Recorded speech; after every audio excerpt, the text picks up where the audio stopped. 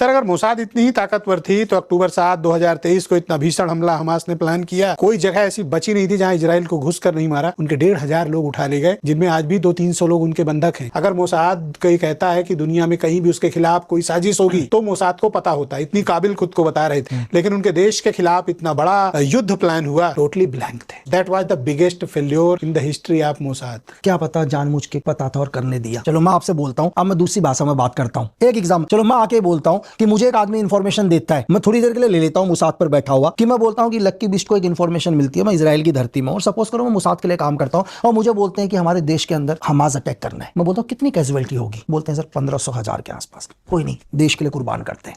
मेरी बात ध्यान से सुनना सर, आप देश के लिए कुर्बान करते हैं, लेकिन हम हमास को, हिजबुल्लाह को जड़ से खत्म कर देंगे। बात समझ रहे हैं सर? जिस इजराइल के अंदर चिड़िया भी घुसती है, उस इजराइल को पता चल जाता है इतने बड़े हमास एंट्री करते हैं, मोसाद को कैसे नहीं पता चलता सर? मैं आपसे क्या कह रहा हूं कि उस दिन के बाद क्या दुनिया में किसी ने इजराइल के ऊपर अंगुली उठाई कि तुम गलत कर रहे हो? मैं आपसे क्वेश्चन पूरा, उसने पूरा गाजा खत्म कर दिया, उसने पूरा हमास को खत्म कर दिया, पूरा हिजबुल्लाह खत्म कर दिया, पूरा ईरान को खत्म कर दिया, लेकिन आज भी लोग कह रहे हैं इजराइल जो कर रहा है सही कर रहा है। लेकिन इजराइल ने क्या बोला कि हम अपने देश के लिए 1500 लोग कुर्बान कर दें।